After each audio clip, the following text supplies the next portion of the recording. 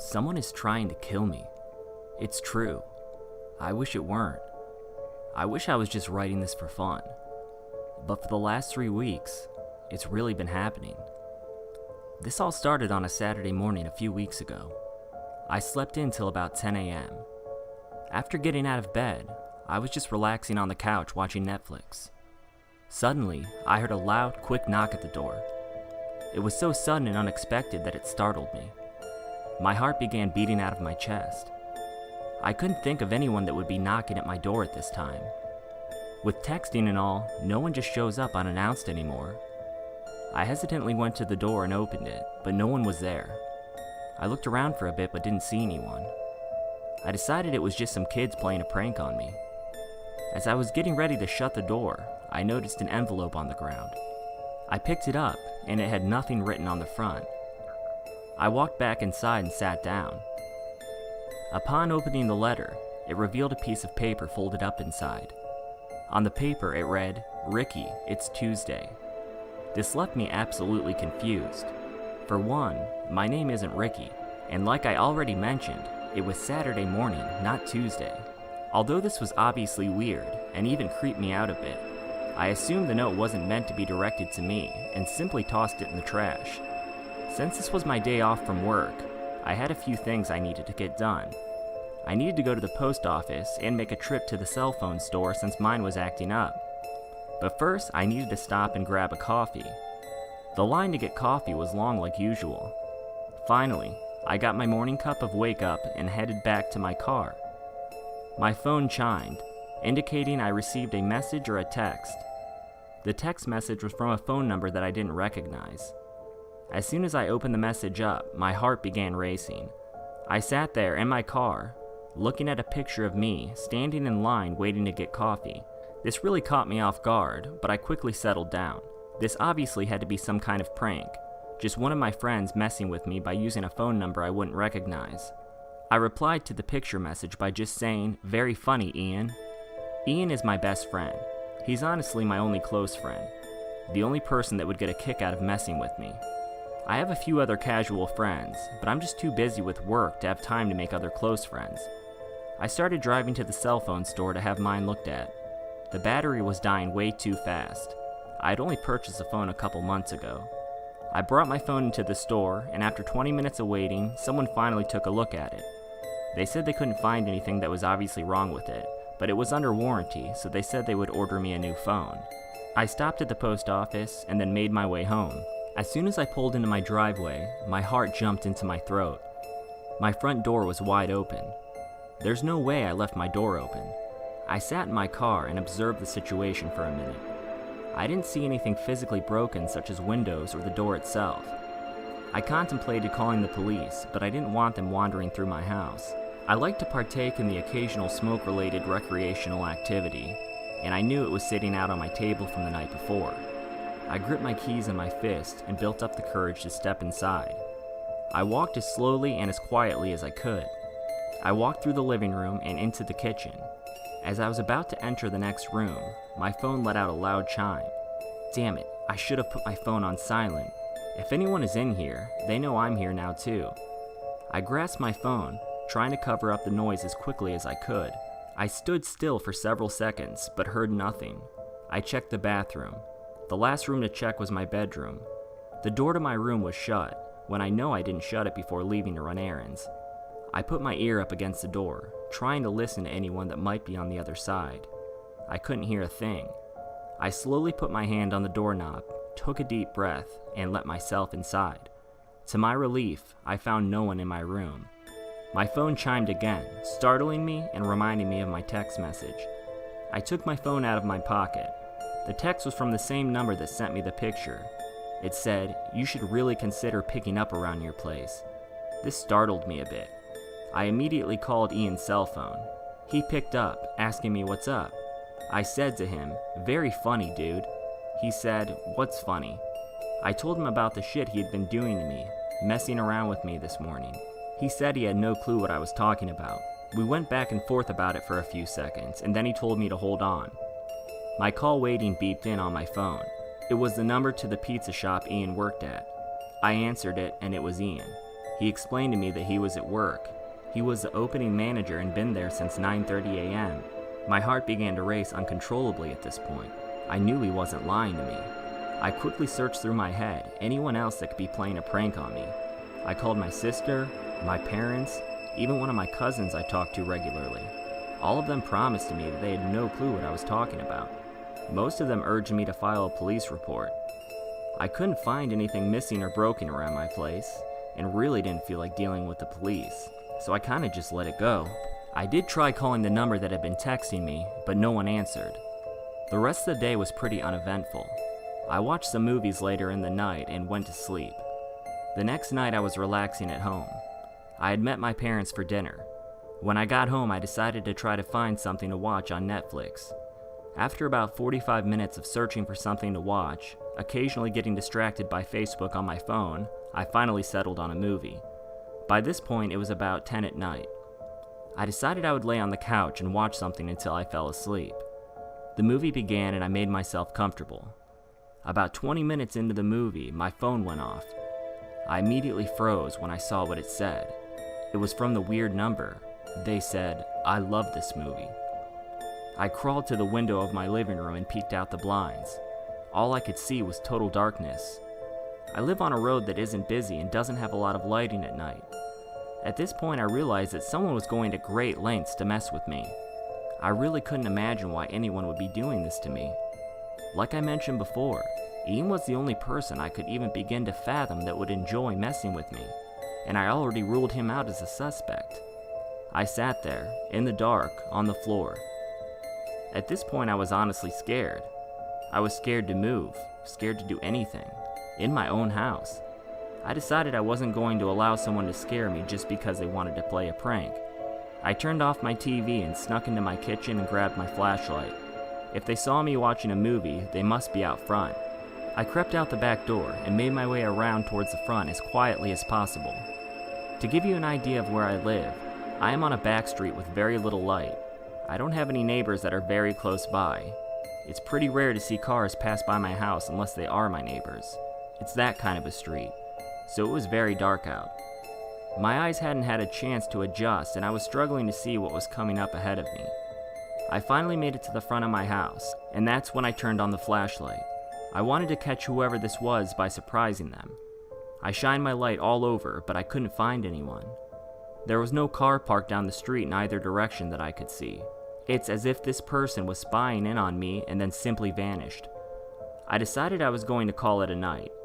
I made sure all of my windows and doors were locked and got in bed. It took me an extra long time to fall asleep, but it eventually happened.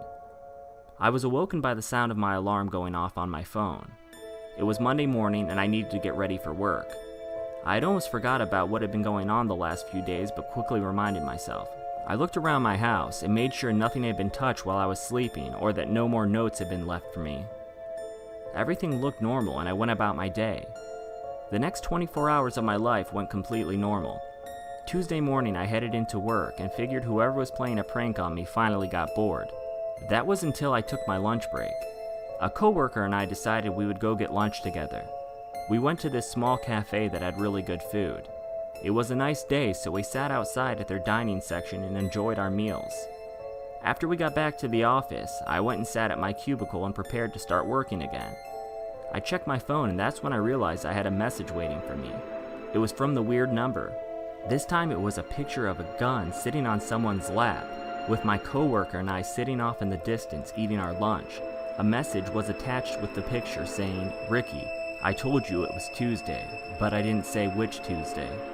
This is when shit got real for me. I already knew someone was spying on me and messing with me, but now they are toying with me, just showing how close they were to me with a gun. This is the exact moment I decided this wasn't some type of funny prank. It was also the moment I decided I had to involve the police. I replied to the message. I told them I didn't think it was funny, and if they didn't tell me who they were and why they were messing with me, that I was contacting the police. I was hoping this would make whoever it was admit who they were and find out it was one of my friends trying to give me a hard time. But I got no reply. 5 o'clock finally rolled around and I headed to the police station. I sat down with an officer and showed them all the texts I was sent. I told them about the note, everything I could think of. They told me that since there wasn't any direct threat, that no real crime had been committed. They told me they would still look into it, and that if anything else happens, to let them know. To me, this wasn't very reassuring. If someone, for some reason, really wanted to hurt me, that picture they sent me is proof that I wouldn't have much warning. It appeared that they were going to do something to me, and I guess on a Tuesday, I decided I needed to take measures into my own hands. I went to a firearm shop that I passed to and from work. I explained the situation to them and asked for advice.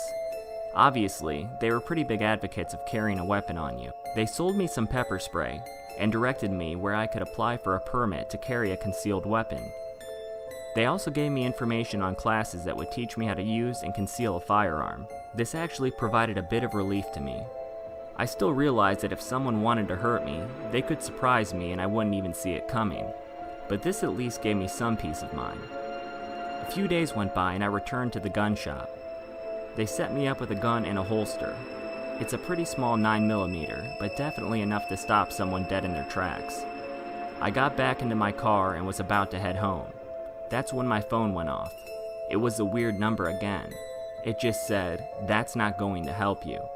Again, fear raced through my entire body. I got out of my car and looked around everywhere.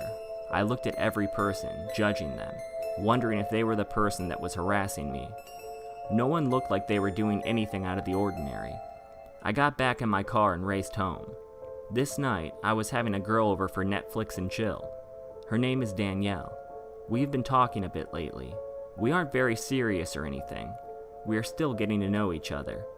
I decided I would let her know what has been going on. I was a bit hesitant. I didn't want to scare her off or anything. I told her all about it. I showed her all of the messages and pictures. She actually became extremely intrigued. She thought it was quite scary, but it also seemed to excite her or something. I was just glad she wasn't scared off by it. We eventually ate dinner. While Danielle was in the restroom, it happened again. The number sent me a text saying, "She is kind of cute." I showed her the text once she came out of the restroom. She told me we should go explore outside and try to catch whoever it is spying on us.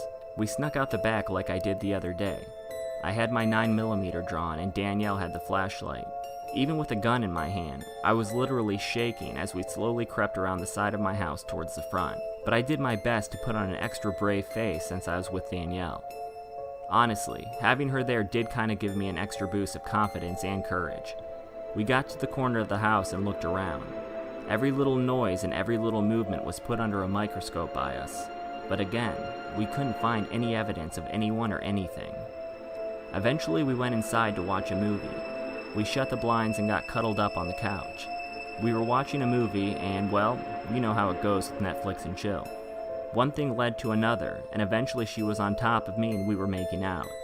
At this point, I lost thought of everything else going on besides her. I didn't think this girl could possibly look as good undressed as she did with clothes on. But to my surprise, she looked even better. She let down her long hair and started smiling at me, like she was waiting for me to initiate our next move. Then suddenly, she looked up and just said, "Really?" Confused, I asked her what she meant. She asked, "Are you really trying to record us having sex?" This made me even more confused. I looked over to the direction she was staring at. It was my desktop computer that I had out in my living room. The light on the webcam was on. I told her I didn't turn it on. We walked over to the computer. I moved the mouse and it showed us on camera just standing there. As I was standing there trying to figure out what was going on, the camera app took a photo of us.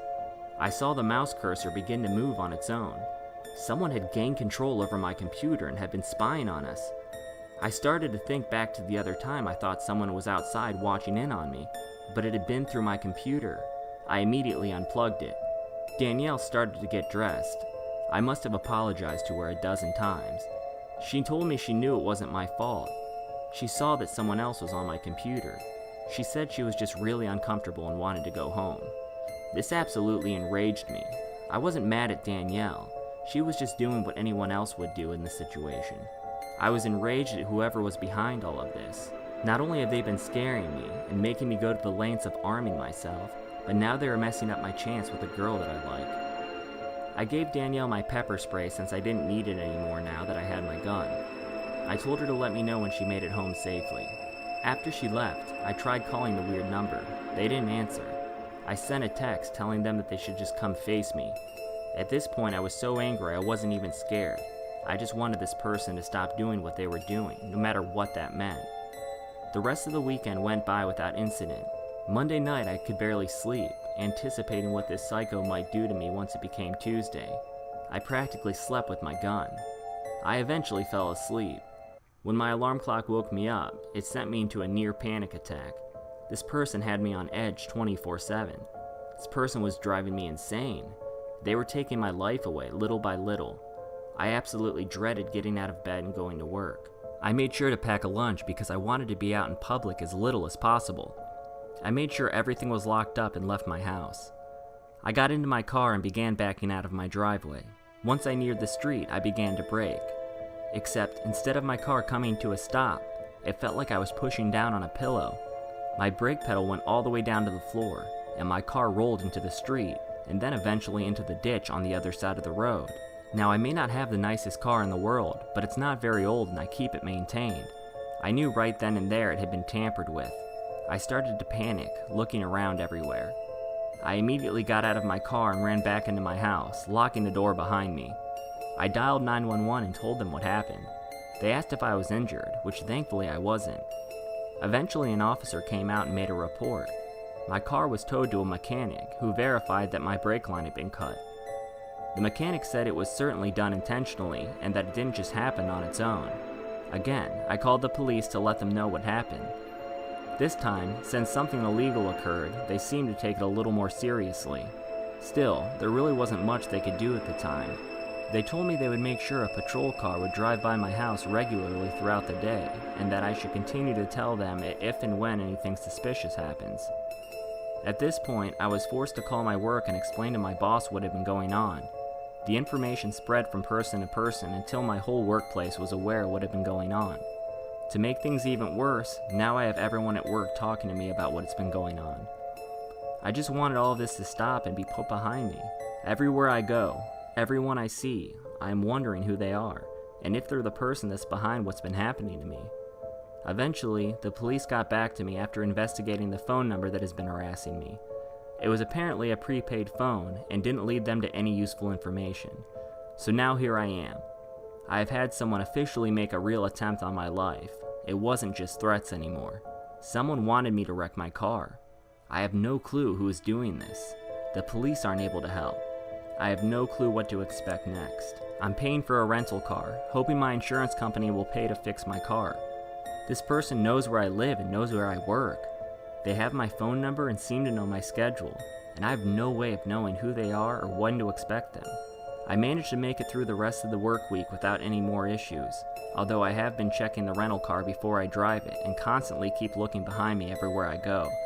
I stayed in basically all weekend, occasionally peeking out the windows and nearly jumping every time my phone made a noise. Monday came around and I finally started having some hope that this whole thing was over with. I hadn't seen or heard anything for 6 days. After work, I went out and got dinner with Danielle. She considered staying the night, but didn't since she had to wake up extra early the next day. And I'm glad she didn't. I fell asleep that night around 11 p.m. or so. A few hours later, around 2 a.m., I was woken suddenly to loud, blasting music. It was coming from another room in my house. Once I realized what was going on, I began to panic. I got my gun out. I stood in my room and tried to get my bearings. My heart was racing and I began sweating. The fear I had only intensified when I realized the song playing in the next room was Tuesday's Gone by Leonard Skinner. I already was pretty positive this was connected to the person harassing me, but that confirmed it. I opened up my bedroom door to finally go investigate the sound. I immediately saw a flashing light. Once I rounded the corner and stepped into my living room, I saw the most horrifying sight I've ever seen. With the music still blaring, I was first blinded by a strobe light that had been set up in my living room. There was what turned out to be a mannequin hanging from the ceiling fan with a clown's mask on it, and the name Ricky painted on the chest. There was also an older style boombox sitting off to the side of the room. I know this might not sound terrifying, but picture already being on edge, then being woken up by such a loud sound. Plus, I didn't know who may still be inside. I turned the light on, turned the music off, and sat still for a minute. My ears were still ringing, but I was trying to listen the best I could for anyone. I couldn't hear a thing. I made my way through the rest of the house and felt a tiny bit of relief that no one was there. I immediately called the police. Due to my prior complaints and the fact that someone broke in to do all of this, they tried dusting for fingerprints but came up empty. There was no sign of forced entry, but I'm positive everything was locked. None of this made any sense. I was exhausted, but I had to go to work. My parents told me that I should come stay the night at their house, especially since it was still Tuesday. I didn't put up an argument. I was honestly scared to go back to my place at this point. I didn't even want to go there to pick stuff up before going to my parents', but there were a few things I needed. I made it home and then to my parents without incident. It was nice spending time with them, and I finally felt like I could relax and let my guard down for once. I went to bed pretty early because I was so tired from the night before. I fell asleep quickly. Unfortunately, later that night, my peace was interrupted when I was woken up by the sound of glass breaking. I sat up quickly and began looking around everywhere. I first noticed that the window from the living room had a hole in it. I was afraid someone was trying to break in to get me. I then noticed there was a pretty large rock on the floor. My dad came rushing into the room at this point, as he was woken up by this too. He was understandably angry. He saw what happened and immediately went outside to try to find whoever did this. I followed him out there because I didn't want him out there alone. We couldn't find anyone, so we headed back inside. My dad called the police. That's when I noticed that the rock had a small piece of paper taped to it. It read only, "You can't hide." The police came and took yet another report. They took the note as evidence and said they would try to pull fingerprints off of the tape. That was a few days ago.